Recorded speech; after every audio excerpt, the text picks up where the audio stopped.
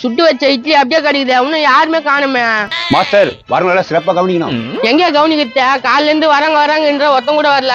வருவாங்க மாஸ்டர், வீட்டு பால் காசுனா வருவாங்க பொறுமையா. என்ன பொறுமையா வருவாங்களோ? சரி போ. ஒரு வார்த்தை சொன்னா பாத்தியா வீடு பங்கன் வச்சுக்கிறான். என்ன கஷ்டமோ வீட்டாண்டே வச்சுக்குது.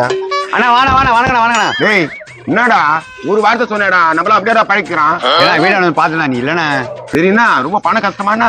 ஆமாண்ணா கடவுள் என்ன பண்ணிருக்கேண்ணா. அட நானே நீ எங்க கிட்ட சொல்லிருக்கலாம்ல, நாங்க வாங்கி கொடுத்துருக்க மாட்டோம், சிறப்பா பண்ணிருக்கலாம்ல. பரவாயில்லப்பா, இதுவே போதும்பா.